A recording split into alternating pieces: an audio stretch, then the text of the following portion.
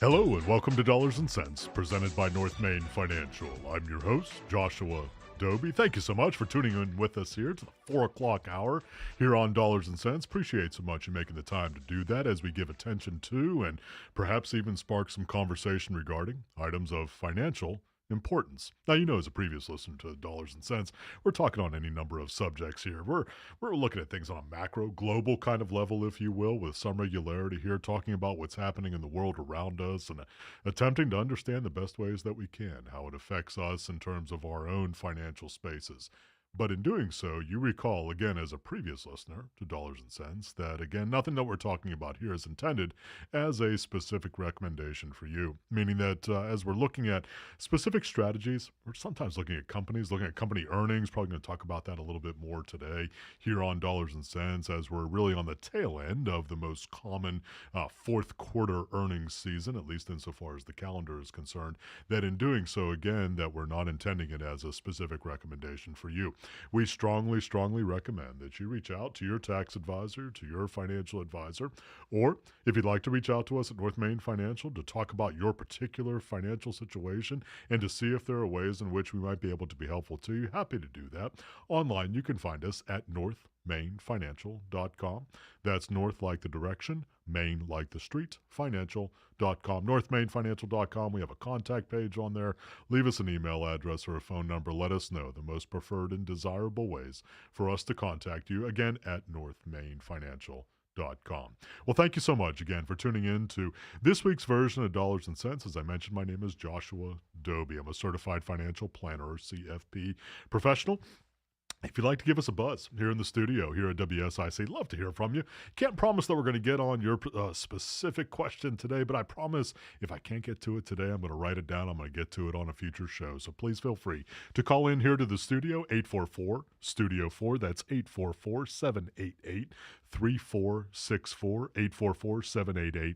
If you'd like to call into the studio here at WSIC to get on the show and talk about what may be on your mind. I can't speak into, obviously, your particular situation, but if you're seeing things on the headlines or if you're seeing the kinds of things that are out there in the financial universe over which you have questions, we're getting to the end of the calendar here. We're getting a lot of questions right now at North Main Financial. Very common, happens every year around this time. We're going to be talking about some of those year-end things as we work our way through the show here, especially as we're looking at those things which are calendar specific, and then also those kinds of things which you need to perhaps keep in mind relative to your financial situation. A little bit later on in the show, again, that's a little bit of a teaser. I want you to hang around because we're going to have some good stuff here. But let's get into what's hot. First segment, as has become our custom here on Dollars and Cents, and talking about the kinds of things that probably are dotting your headlines, or if you're looking at business news kinds of things. I got to start with one of the most obvious ones. And I do that because if you've got a 401k, you got a portfolio, especially if you've been invested more at the aggressive end of the universe when it comes to the investing end of things, stocks, funds, ETFs. If you're looking at that end of the universe, you probably have at least seen it. Hopefully you've experienced it, but has been the significant increase in our most popular indexes just this month. So as of the time of this live broadcast, or as of the time of this recording, if you happen to listen to the podcast, end of things, we've had a big November. We really have. And I say that not because everybody's done well or because that may be your experience, but using the most popular indices that are out there, S&P 500 Index, Dow Jones Industrial Average, NASDAQ Composite. It's been a big November. Now, I say that in light and in context of the fact that September and October, not so good. Happens that way. You know that. The first 7 months of the year, we went sprinting through the end of July. It was pretty rosy. As far as performance is concerned. August, pretty flatline. September, October, not so fun when you look at the most popular indexes. And then in November, and I've had this question more times than I can count here over the last couple of weeks, why did we move up in November? I'll talk a little bit about that more later on in the show here. But it's kind of interesting to watch it. 8 to 10% in 1 month. Again, very interesting to see that kind of thing. I don't think anybody who's looking at it with some significance, or at least in an ongoing kind of way, certainly would have predicted that kind of positive movement in our indices here over the last couple of weeks. But we've seen it 8 to 10% in terms of how you measure it. And so when we're looking at the kinds of things that are what's hot, I mean, certainly your portfolio might be hot. If you're invested in index-related ETFs or funds, or if you were invested more in the aggressive end of the investment universe, certainly that's one of the things that that would be high on your radar screen. And it's been a good month for you. Good for you. Glad for that. Second item here on what's hot. I guess so I talk about what's positive here. We got to talk a little bit about some things that aren't so rosy. Home sales. And when I talk about domestic home sales, domestic meaning here in the U.S., and speaking most specifically to the residential end of things, I'm talking about the number of units which are moving. Now, if you've been tracking anything here on dollars and cents or on your own relative to what has been happening in the interest rate market, you know that mortgage rates for new mortgages have increased significantly here over the last year and a half. And that's been a derivative function. I can't call it a direct function, but it's been a derivative function of what the Federal Reserve has done here over the last year and a half, as they have raised the overnight lending rate, which has a whole bunch of corresponding effects associated with it. And one of those has been the increase or the raising of mortgage rates. Right now, you're in the 7.5%, 7.75% range on average for a 30-year fixed mortgage.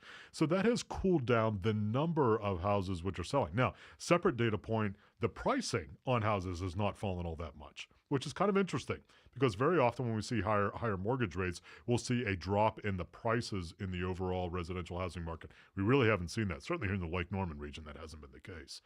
Pricing has remained very strong, at least to this point. But the number of units moving, meaning the number of units, first of all, in inventory, the number of units out there available for sale or for purchase, depending upon your side of the equation, has been significantly smaller, and so there have been fewer units which have been transacted, meaning fewer units which have been sold in the residential housing market. Actually, when you look at it across the country, we're at about a 13-year low right now in terms of the number of units which have been moved. So we really have to go back to really the residual ends of the 2008-2009 financial crisis to see a time when this small of a number of units in terms of residential houses have actually been transacted. Now, that's one data point. And that's why I started out by saying that actually, if you look at the pricing, you look at the sales pricing relative to these units, it's not dropping particularly because inventory is so low. There's so few houses which are actually on the market, not just here in the Lake Norman region, but looking around the country. The inventory is so incredibly low that there just hasn't been a lot of transactions. So there just aren't a whole lot of houses available for sale.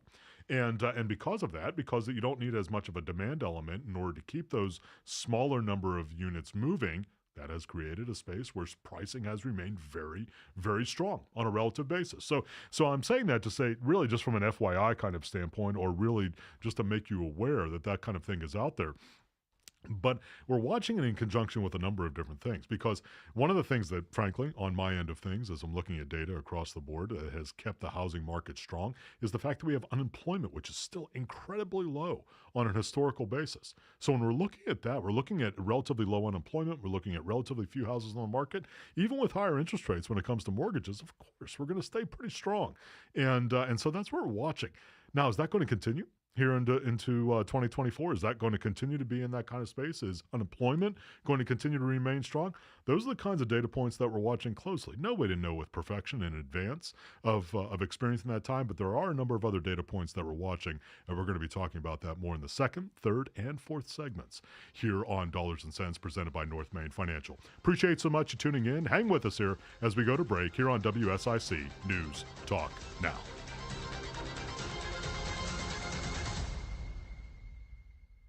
More of Dollars and Cents with certified financial planner Joshua Dobi on the way from the new 105.9 100.7 WSIC. Here's your WSIC community calendar. The Docksiders, performing at Kane Center for the Arts on Saturday, December 9th, are almost sold out. The Docksiders will take you back to the year 1981. Their unique and electric tribute act of yacht rock features songs from Hall & Oates, Christopher Cross, Kenny Loggins, and more. The Docksiders, Saturday, December 9th at Kane Center for the Arts. To purchase your tickets, visit canearts.org.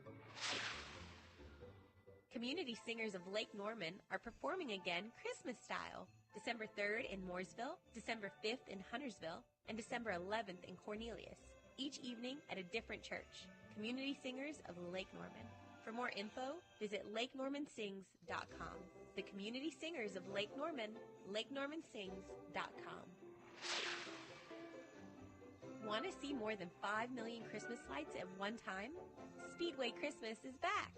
Happening daily, the amazing Speedway Christmas at Charlotte Motor Speedway is happening now through January 7th. The show is open 6 to 10 p.m., rain or shine.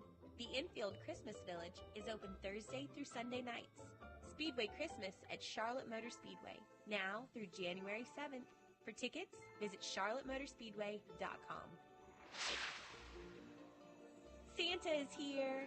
Schedule your time to take pictures between now and Christmas Eve in Birkdale. For more info and to schedule your time with Santa, visit birkdalevillage.com. Enjoy some time with Santa and the Winter Wonderland experience. A classic Christmas in Mooresville, Friday, December 8th. For more info, visit mooresvillenc150.com. Have an event you would like to tell people about? Yard sales, estate sales, and everything in between? Visit WSICnews.com and click on events to submit your event today. And now for a look at your weather forecast from the WSIC Weather Center. We expect the sun to stay out through the remainder of the afternoon. That high temperature today is going to be up near 57 degrees. And as you head into the evening, the clouds are going to begin to roll in. Low temperature tonight is actually going to be above freezing. We'll be down at 36 degrees. This has been your weather forecast from the WSIC Weather Center. Now more of Dollars and Cents with certified financial planner Joshua Dobi on the new 105.9 100.7 WSIC.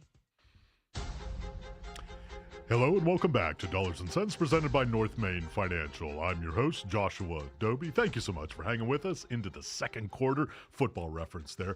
Producer Bill shared with me a very interesting, I won't call it anecdotal, I'll call it primary point for us to keep in mind as those of us who are relentless football fans, especially of our Carolina Panthers. Producer Bill, correct me if I'm wrong here, but you indicated to me before we went on air that our Carolina Panthers still, at this point, late in the season, I'm going to call this point late in the season for this data point, late in the season are mathematically eligible not only to be in the playoffs, but to host a playoff game. Yes. It's not over till it's over. I'll steal Yogi Berra. Absolutely.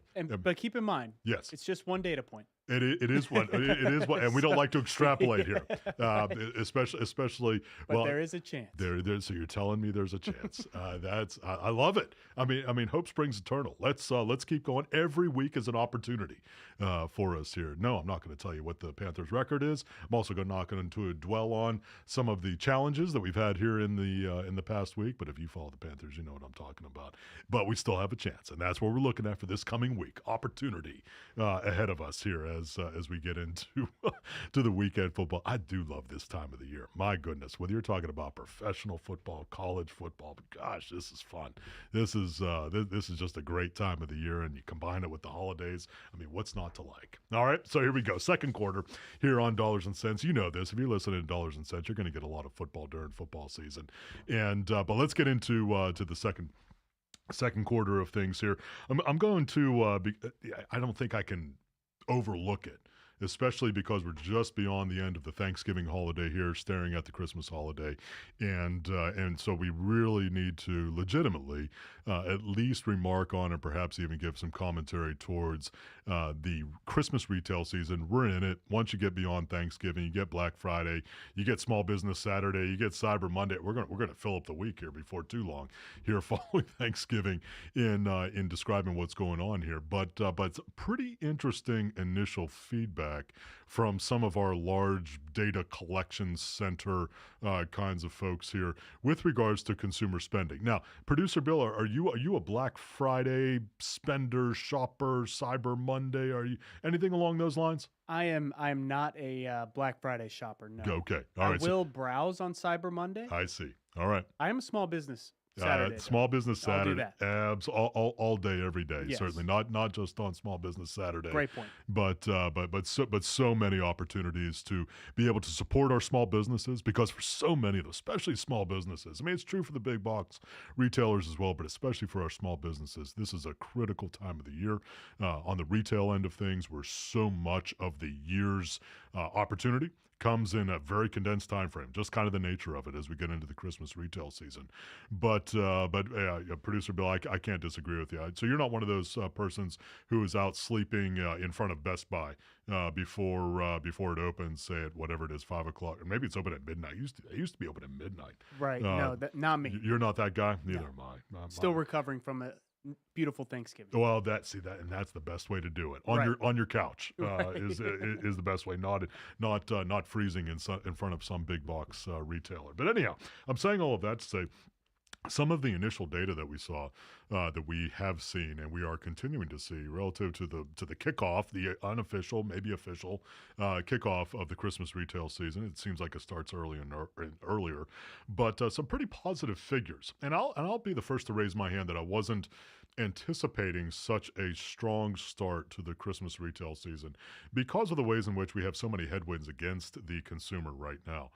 Whether you're talking about higher interest rates, whether you're talking about inflation, whether you're talking about elevated credit card debt, whether you're talking about the restart of federal student loan payments, all of those kinds of things, higher mortgage rates, higher rents, all of those kinds of things, which put a stress on the budgets of our consumers. Didn't start out weak. That's for sure. I mean, Adobe Analytics, one of the big data warehouses that puts out some data, put out an increase in spending year over year. So this would have been compared to 2022, which frankly wasn't weak either. So we're not comparing against a weak data point here, which sometimes is the case. We say, well, there's been a big gain while we were actually recovering from a low. Not true here. 7.8% increase year over year, according to Adobe Analytics out there. That's saying that the increase in the amount of consumer spending overall, increasing 7.8% year over year. Now, you have to take that a little bit in context in terms of the style. So I talked, joking with producer Bill here about actually going to a store as compared to looking at possibilities for purchasing online. So what we've seen in delineating those 2 points to this point has been a fairly flat experience in terms of the in-person spending in the store. Meaning that the number of folks who are going in, the amount being spent, not talking about the number of persons, the amount being spent in this in-person store experience, pretty flat to maybe even slightly down, according to the data points. However, the online purchasing power or the online experience, those folks going online to purchase Christmas gift-related style things here, up over double digits. So that's how you get that 7.8% blended average in terms of what Adobe Analytics put together in saying that it has been a notable increase, but the driver of that growth to this point has been the online experience and folks just spending a lot online. Now, it's always interesting to me, and I don't know that there is a perfect way to do this, but you know what, with how Google and Amazon and others collect data about us, who am I to disagree that they can't? But it's always interesting to me, how does somebody determine, or how does anyone determine, how do these data warehouses determine whether I'm going online to buy for Christmas or whether I'm going online to buy because maybe I just want to have a new teddy bear? I mean, so how do they know whether I'm buying that teddy bear because maybe my teddy bear is worn out or because I'm buying that teddy bear to give as a gift? I don't know, but Google, Amazon, all of these other entities know so much about us and our buying tendencies that who am I to disagree? They probably do know exactly where it's going and the reasons that I'm buying it. But we're seeing that kind of that indication here, that's a positive kind of thing. I frankly think that it's surprising just from my end. Didn't anticipate that that was going to be the case relative to the consumer. I anticipated the consumer was going to be a little bit lighter. We still have some runway to tread in terms of the entire Christmas retail experience. So we're going to be getting some additional data points. We're going to bring them to you, obviously, on subsequent dollars and cents shows. But wanted to share that with you. Positive start. Encouraging to see that from the consumer. All right. Now, as we do a lot here, in addition to talking about football-related sorts of things, which definitely have some financial and economic impact, we also talk a lot about food here on Dollars and Cents. And yes, there are financial impacts to food, but frankly, we just like to eat a lot here as well. So we're going to be talking about food here. McDonald's. All right. Now, this is not me advocating that you should buy McDonald's stock, sell McDonald's stock, hold McDonald's stock. None of that. You know that. Everybody's situation is unique. You definitely want to make your decision based upon your own unique financial situation. But I got to bring this point out. Again, because we like to eat. And I'm not, I got to disclose, I'm not a huge McDonald's fan. I'm not the kind of guy that goes through the McDonald's drive-through all that much. However, I am a person who eats and enjoys eating. And I do have to bring this up because I think it's relatively important because of McDonald's pervasiveness throughout our society. By the way, about 13,000 stores, in case you're wondering. 13,000 McDonald's here in the U.S. So a lot of stores. You know that. Pretty much every exit off an interstate, it seems like, has a McDonald's or something close to it. But recently, they have begun to make a number of tweaks or adjustments to their hamburgers. And not just the regular hamburgers or cheeseburgers or Big Mac. I mean, all of them across the board. As a matter of fact, if you're looking at it on a scientific level, they have made approximately 50 adjustments to their hamburgers. And the reason for that is because we have a number of different competitors who are beginning to, no pun intended, eat into McDonald's margins in terms of the offerings that they have.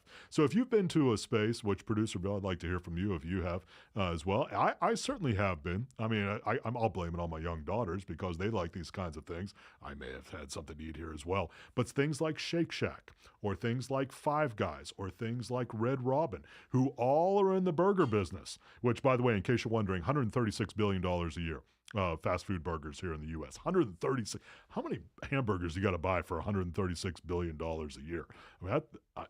I mean, we're a long ways away from the dollar hamburger, but that's still a lot of hamburgers. I don't care who you are. Now, producer Bill, are you a hamburger connoisseur? I am a fan. I am a fan, okay. 100%. Yeah, but you're probably more healthy. You're probably looking for healthy. I try to be, but I am. Yeah. I'm no angel. Yeah. So you're just trying to make me feel better about myself because I love all this stuff. I do. Yeah. I really do. But again, McDonald's making those adjustments or making those pivots relative to its approach because of some of the competition that's out there. Now, understand McDonald's, Burger King, Wendy's, they still dominate the fast food hamburger market. This is not about them losing the dominant share, but beginning to understand, and this is also very important to keep in mind when we're looking at the economics, financial impacts on not only these companies, but also in terms of our experience. When you're looking at McDonald's, you're able to buy a hamburger in the $2, $3, $4 range if you would choose to do that. You look at a lot of these other entities, it's $5, $6, $7, $8, $9 even more for buying a hamburger as well. And their sell point, whether you're talking about Five Guys or Red Robin or Shake Shack or similar kinds of entities, their sell point is that they're offering up a higher quality, of hamburger in that experience, and folks are buying it. And that's really what's interesting relative to the marketplace aspect of things, to where now you're looking at a group like McDonald's who's looking to upgrade or looking to increase or improve what their offerings are in order to be able to attract that kind of buyer, which is willing to spend more for a certain kind of hamburger experience. Now, again, if you're like me, sometimes you're looking for an elevated experience, and sometimes you're just hungry. And so it's going to be kind of interesting to watch the dynamic here, because when you're looking at where they're going to move, especially when you're looking at a company as large and as influential as McDonald's, where they're going to move, does that mean that the consumer is willing to spend more for that experience? certainly you would think with that kind of movement that they're saying there's enough of a marketplace there, or maybe there's enough of a growth opportunity, because you're certainly looking at higher margins in that kind of consumer. There's enough of a growth opportunity there that it might be worth it. And so we're going to continue to watch that. That's an important thing. Where folks are spending their money, whether they're going out to eat more, whether they're going out to eat less, and how they're spending it is a big deal. Well, friends, thank you so much for hanging with us in the first half of Dollars and Cents. We're going to take a break and come back here just quickly here on WSIC. More of Dollars and Cents with certified financial planner Joshua Dobi on the way from the new 1059 100.7 WSIC. I love your new outfit. I got it at Diamond Mine Apparel and Accessories. They have a wonderful selection of ladies and men's apparel. Where are they located? 920 Davie Avenue. Their hours are Wednesday through Saturday, 10 to 6. Diamond Mine Apparel and Accessories. And now for a look at your weather forecast from the WSIC Weather Center. We expect the sun to stay out through the remainder of the afternoon. That high temperature today is going to be up near 57 degrees. And as you head into the evening, the clouds are going to begin to roll in. Low temperature tonight is actually going to be above freezing. We'll be down at 36 degrees. This has been your weather forecast from the WSIC Weather Center.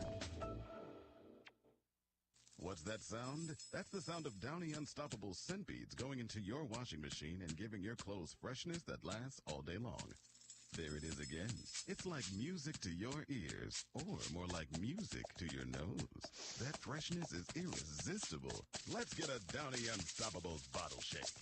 And now a sniff solo.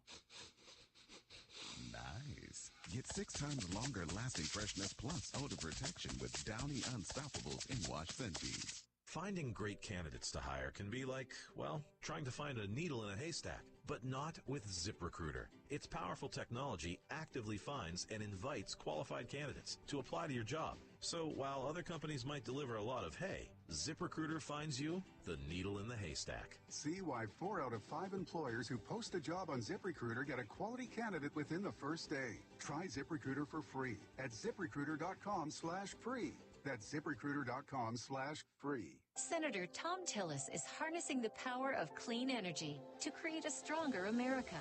Building a clean energy economy will create high-wage American manufacturing jobs and expand opportunities for hardworking families to thrive and prosper. Investing in clean energy innovation will strengthen our electric grid and make it more resilient against natural disasters and foreign hackers. Senator Tom Tillis understands that clean energy is vital to America's economic and national security. To become energy independent, America needs an all-of-the-above energy strategy.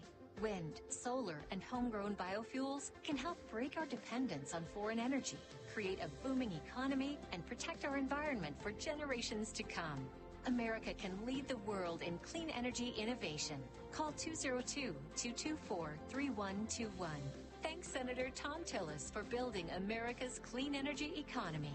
Paid for by Americans for a balanced budget. Get in to Randy Marion Chevrolet in Statesville. Randy Marion Chevrolet in Statesville. We've got the power buys, including a 2022 Chevrolet work truck. That's the long bed, regular cab, two-wheel drive V8 engine. These trucks range anywhere from 8,000 miles up to 15,000 miles. How much? $23,988. $23,988. Huge selection. Randy Marion Chevrolet in Statesville. Come see us today. Right on Gaither Road. Look for the spinning car, folks, because that is where the deals are. King of Price. RandyMarionStatesville.com. This is Fred Lowry at Lowry Drug. We now have our own brand of full-spectrum hemp extract, also known as CBD oil. I personally manage this product as it was grown on my farm here in Iredell County. It was then processed and bottled here in Statesville. This is a true herbal extract with all the medicinal components intact. A product you can trust to be authentic. And since there is no wholesaler, it's at a price you can afford. Try it at Lowry Drug on Hartness Road in Statesville. Hello, everyone. This is Joshua Dobi from North Main Financial Group. We're blessed at North Main Financial Group that most of our clients come to us by referral. When folks have a good experience with us, they share that good experience with their friends, family, and colleagues. In doing so, when we're sitting with folks then, we're looking at their financial plan and seeing if it aligns with their goals and their desires for what yet lies ahead, be it college, be it retirement, or be it estate planning. If that sounds of interest to you, we'd love to hear from you. Reach out to us at northmainfinancial.com. It's dollars and cents with certified financial planner Joshua Dobi on the new 1059 100.7 WSIC.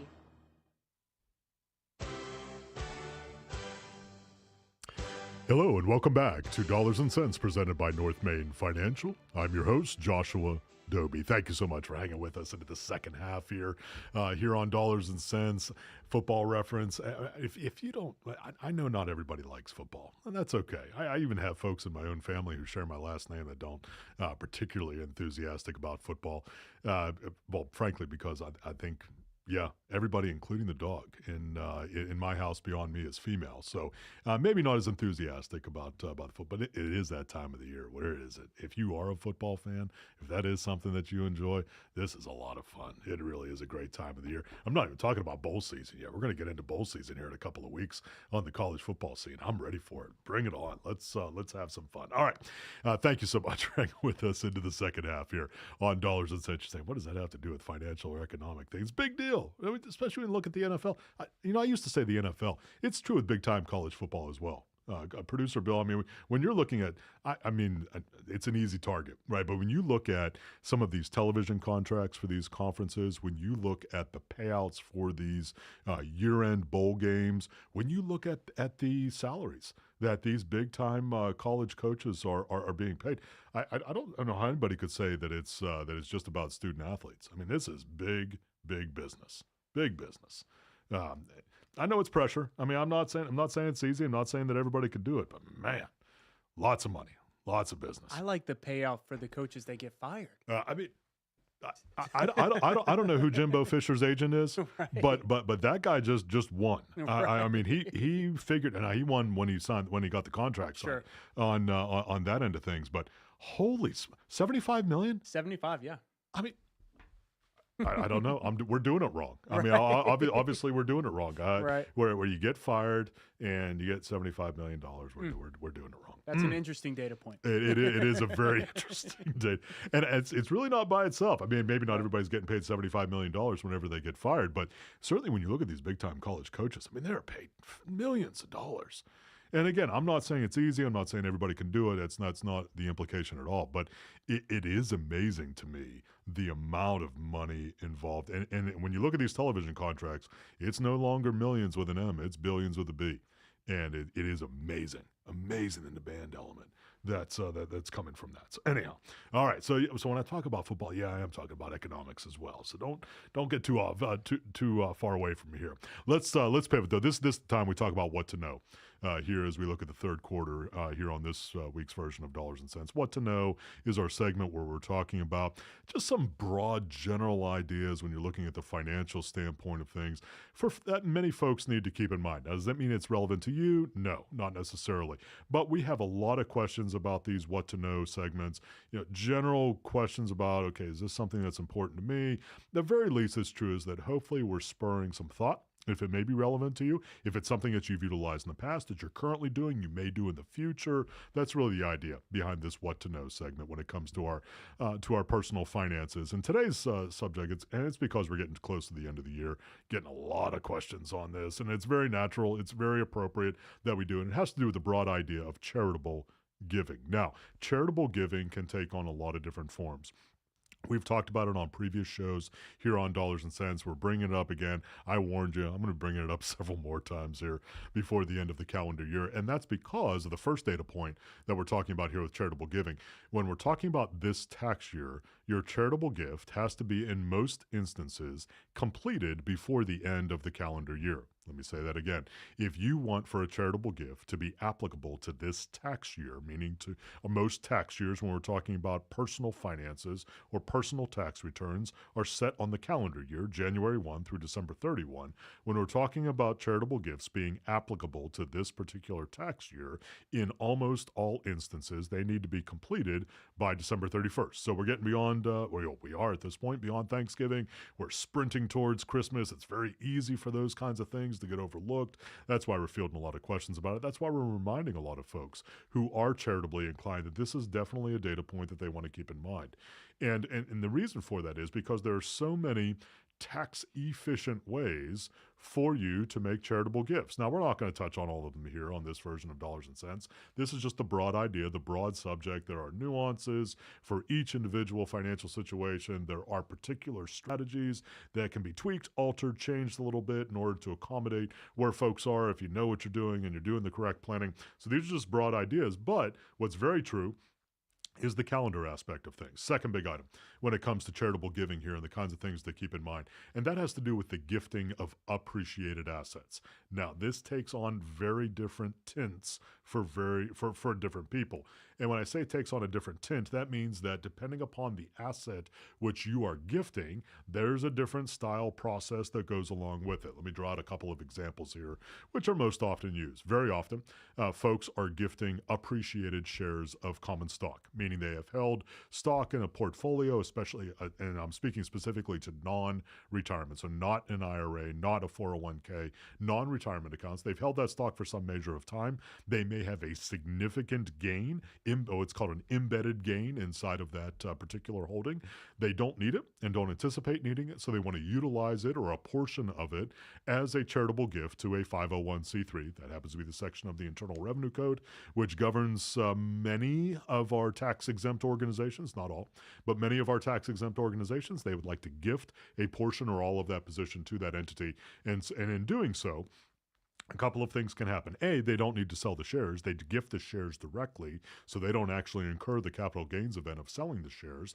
And then secondly, when the 501c3 or a tax-exempt entity sells the shares, they are a tax-exempt entity, so they don't pay the capital gains tax on it either. So very advantageous as far as that's concerned.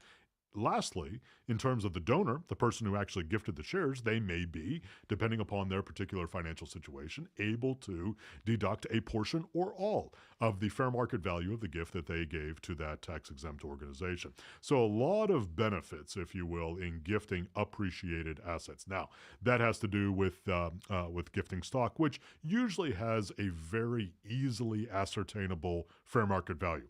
I'll just use an example. If you're looking at Microsoft stock, pretty easy to understand what the price per share or the current market value per share is of Microsoft stock. So pretty easy to ascertain, which I'm drawing that differential or that dichotomy compared to what I'm going to say next. Sometimes there are folks who want to gift real estate to a tax-exempt entity. Now, in doing that, a little bit different, because with most real estate, you cannot determine a fair market value just by looking at a stock ticker. You just can't, for the obvious reasons. Most pieces of real estate are not part of any sort of tradable entity. So there is an appraisal process and there is an agreement process in terms of the fair market value of that real estate. That also is true for cars. That's true for boats and for other kinds of capital assets, fine art, gold, precious metals, those kinds of things, which need to have an appraisal process done with it in order for it to be deducted appropriately, if it's applicable, on the donor's tax return. Now, it may or may not be, and it may not be for all of it. It may only be for a portion of it, depending upon that person's total taxable income for a given year. So there are a lot of factors involved here. Again, not getting too deep into the nuance, but if we're talking about gifting other kinds of assets, then there is an appraisal process, so there is an agreement process in terms of the fair market value of what it is that's being gifted to that charity or that tax-exempt organization. So very, very important that you go through that process. Very important that you do that in advance. That's why I'm talking about it now, because especially when you're talking about something that's not traded easily, like a piece of real estate or other capital asset, like fine art, like precious metals, it takes a little while to get to that process being done and then being able to appropriately move it to the tax-exempt organization. And that tax-exempt organization may hold it, they may sell it, they may do all kinds of things with it, but it's at that point it's under their purview because that asset is considered to be theirs. So again, very, very important when we're looking at it from a charitable giving standpoint. What is it that makes the most sense if you are charitably inclined? Third big item here in this segment where we're talking about charitable giving, and this has to do with folks who are over the age of 70 and a half and also have a retirement account, IRA, 401k, other pre-tax kind of account. Very, very important that you're aware that there is an opportunity up to $100,000 per person per year to gift directly from that IRA, from that 401k or other pre-tax retirement account to a charitable entity if you would so choose. The reason why that's so huge is that very often involves dollars which have never been taxed. So you got a tax benefit for going into that retirement account.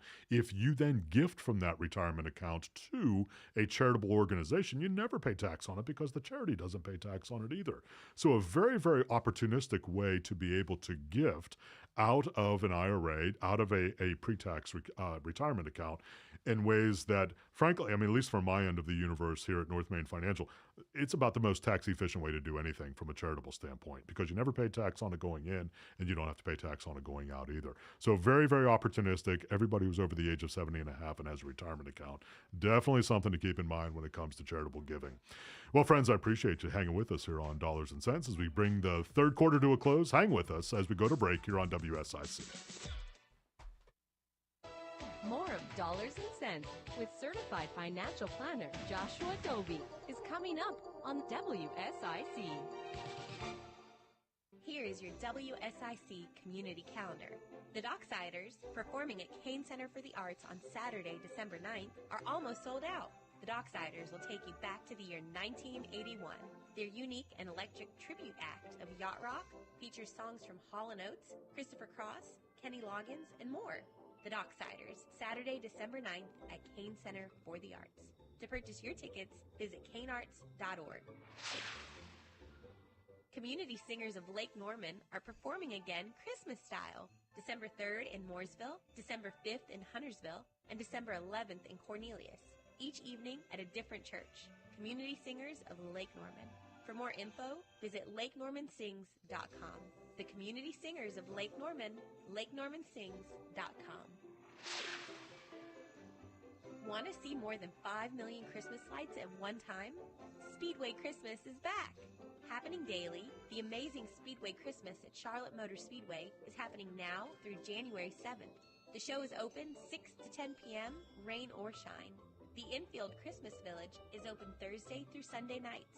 Speedway Christmas at Charlotte Motor Speedway, now through January 7th. For tickets, visit charlottemotorspeedway.com. Santa is here! Schedule your time to take pictures between now and Christmas Eve in Birkdale. For more info and to schedule your time with Santa, visit birkdalevillage.com. Enjoy some time with Santa and the Winter Wonderland experience, a classic Christmas in Mooresville, Friday, December 8th. For more info, visit mooresvillenc150.com. Have an event you would like to tell people about? Yard sales, estate sales, and everything in between? Visit WSICnews.com and click on events to submit your event today. And now for a look at your weather forecast from the WSIC Weather Center. We expect the sun to stay out through the remainder of the afternoon. That high temperature today is going to be up near 57 degrees. And as you head into the evening, the clouds are going to begin to roll in. Low temperature tonight is actually going to be above freezing.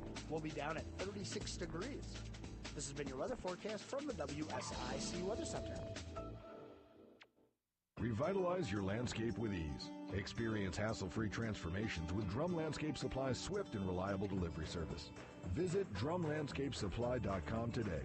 Drum Landscape Supply, your local one-stop landscape shop. Listen up, Carolinas. It's the Better Than Black Friday sales event at Lake Norman Chrysler Dodge Jeep Ram with employee pricing on nearly every new 2023 vehicle in stock. We've got the best selection anywhere and guarantee to beat any deal in the nation. I-77 exit 28, LakeNormanChrysler.com. Call now to speak with certified financial planner Joshua Dobi at 844 Studio 4. It's Dollars and Cents on WSIC.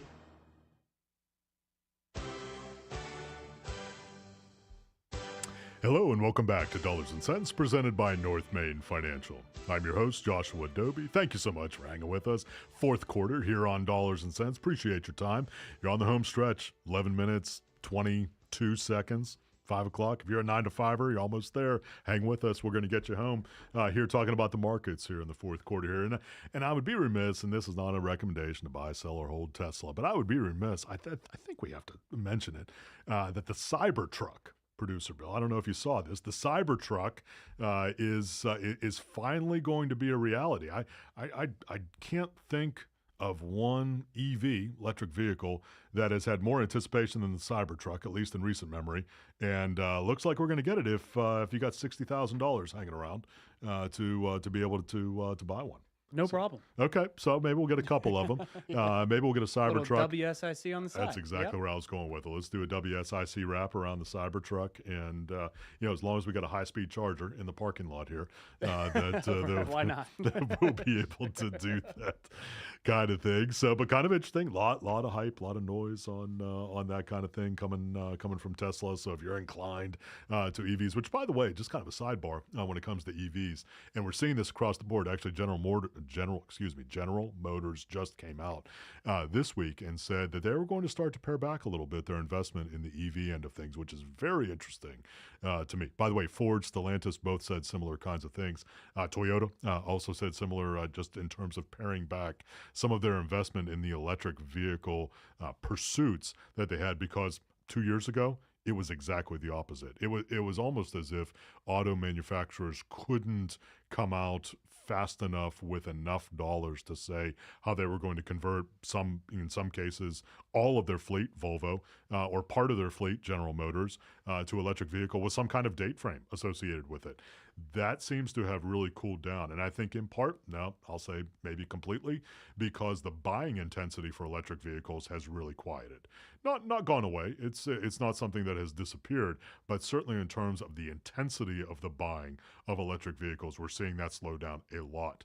And you're seeing that especially, I'm going to point to the domestic auto manufacturers here like General Motors, because they're sharing about their inventory levels with their electric vehicles being substantially higher than anticipated, meaning they're not moving as many vehicles, I should say, off the lots as they anticipated. And so they're paring back, which they do whenever buying intensity slows down. So very interesting to see that, especially, again, compared to, and I'm chuckling because 2 years ago, it was almost like every other week where you saw another automobile manufacturer coming out saying about how they were going to switch most all of their manufacturing over to electric vehicles within some ridiculously short time frames. At least I thought they were ridiculously short because of where we are in terms of our dependence on the internal combustion engine right now, and the fact that we just don't have a whole lot of charging stations around the country.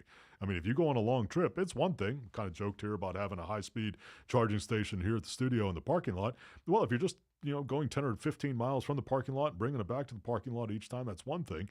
But boy, if you're going on a long trip, you're going on 2, 3, 4, 500 miles or more, you got to plan pretty strategically to be able to hit some charging stations, and you better let some time to sit there, even on the superchargers. Sometimes you got to wait an hour or two just to make sure you get a full charge on that kind of thing. So anyhow, anecdotal, but certainly relative to the markets. Let's talk markets here. You heard me talk in the first quarter. If you were listening here on Dollars and Cents here in the first quarter of today's show, if not, you can find us on all the socials. You can go back and listen to it. We were talking about the market movements here over the last couple of weeks, and specifically this month of November, and it's been substantial. We have seen, as measured by our most popular indexes, we have seen some substantial movements here over the last couple of weeks, 8 to 10%, just since the 1st of November.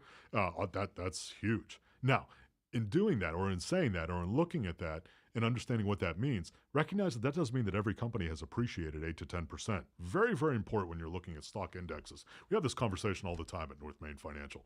In understanding, when the stock index moves, what does that actually mean? Meaning, which companies are actually moving? I'm going to use the S&P 500 index. It's an easy target for this conversation. But when we're looking at what the S&P 500 index means, it's what's called a market cap weighted index, meaning that the larger companies move that index in larger ways. Larger the company, larger the movement. Smaller the company in terms of market capitalization, smaller the impact on the index. Apple's an easy target. If Apple has a great year, one of the largest companies on the planet, it's going to move that index substantially. So what we're observing here, and again, I'm just using the S&P 500 because it's so widely quoted and so widely used as a benchmark. What we're really seeing in terms of movement in the S&P 500 index is not the movement of 500 companies. Yes, we are, but in terms of the substantive movement or what's actually making the positive gains in there, we're looking at about 11 companies, meaning the 11 largest companies that are out there. And we're looking at mostly technology companies, almost across the board. Certainly, if you're looking at in terms of positive movements this year, the positive movements are coming from our technology companies. That's what's moving the indexes. When you look at other companies like in the oil and energy sector, Chevron, Texaco, BP, Amoco, Royal Dutch Shell, not very positive. Actually, in some cases, notably negative for the year in terms of their movements. If you're looking at pharmaceuticals, I'm going to set aside those that are in the obesity address business because they've been spectacular. Eli Lilly certainly has had an unbelievable year in Novo Nordisk, also very substantial in terms of its gains this year. But otherwise, pharmaceutical pretty modest to negative in terms of performance. Utilities this year pretty negative in terms of of their performance. So again, when we're looking at what's happening in the overall market aspect of things, we have a very small segment, relatively speaking, of companies which are doing fantastically well, and we have very broad swaths of the market, or certainly of the tradable market or of the publicly traded market right now, which are not doing well. But that gets covered up whenever we're looking at our indexes and we look at them and say, well, they're very positive, so it must be a very good year. Well, okay, if you're invested in a fund or an ETF, which perfectly tracks that index, yeah, chances are you've done all right. But if you're actually looking at what companies or what the market, and I'm putting that in air quotes for those of you who are watching us here on the socials, when you're looking at what the actual market is doing, you're probably talking about just a handful of things at this point. And again, that's not everybody's experience. I'm talking about it in terms of large generalities, but it's important for you to keep in mind that when we're looking at the indexes, what actually is moving them, what actually is happening in the marketplace. So I'm saying that to tee up what I'm going to say next, because we get this question, I don't know, once an hour in North Main Financial. All right, what's next? So we know where we've been. Now what's next? Well, of course, I don't know what that is. Sorry to prick the bubble for you there. But when we're looking at what's out there in front of us, we got some headwinds. We really do. But I'll say, first of all, as I said earlier here on Dollars and Cents, that I've been surprised by the strength of the consumer to this point, meaning the strength of the consumer in terms of buying power, even as we're getting into the first official pieces of the Christmas retail season. I shared with you on previous shows here on Dollars and Cents. I was concerned about where the consumer would end up. So far, so good in terms of that, but we're watching it very closely because a lot of headwinds that are sitting out there. It's also on our radar screen. The Federal Reserve is going to meet here in a couple of weeks, and they're going to be meeting again about the possibility of either increasing rates or keeping rates or cutting rates. At this point, the market is anticipating that the Federal Reserve is not going to do anything, meaning they're not going to raise rates, they're not going to cut rates, they're going to keep things as they are. And I think in part that, and this is just my commentary now for this particular data point, I think in part that is what has moved the market in such a positive direction here in November. That as we came out of October with some indications, if you can read the proverbial tea leaves when it comes to what the various Fed board governors were saying, that they were done or they were close to the end, and in some cases maybe indicating that they were at the end of the raising cycle. That's why the market took off in the ways that it did here in November. No way to know that for certain, but certainly that could be a data point, or certainly a collection of similar or like-kind data points that would indicate that may be the case. Still got a lot that's in front of us, though, and that's why maybe I'm looking a gift horse in the mouth here, to be metaphorical again. That I'm looking at where we've been here in November and saying, well, maybe not a reason to get enthusiastic or excited. And I'm a glass half full kind of guy, so I usually am ready to run off to the races here. But I also want to call things what they are. And so I think that's probably one of the reasons why there's been such positive movements here. So I'm saying all of that to say, be cautious, be careful. If you've had 8, 10, 12% positive movement in 1 month, I mean, again, I'm not trying to dampen the parade, but recognize that's not normal. That's not how the markets move. So maybe take a little bit of the cream off the top. I feel like I'm using a metaphor here about every other sentence. But literally, I mean, you want to take some of that cream off the top. You want to be able to scrape some of those gains, perhaps put it into something that doesn't have any downside risk associated with it. That's just good and prudent portfolio management, especially when you get way ahead of the curve or way ahead of what you would anticipate as far as a normalized return inside of your portfolio. That's one of the things we see at North Main Financial a lot as well. where we're looking at, how folks manage their portfolio. They usually buy late, meaning after things have appreciated, and they sell early. And it's just a natural human tendency, right? Things have been going up, so we think they're going to continue to go up, and so we go ahead and buy it, and then things are going down, and instead of understanding it's a cycle, we sell out and we lock in our losses on that as a buying public. We really do that. So, all right, lightning fast recap here as we're approaching the end of this week's Dollars and Cents. Let's talk about just very quickly a remembrance on where we've been from a market standpoint. Lots of gains in a short amount of time. Maybe take advantage of some of those gains, lock them into something that doesn't go down in value.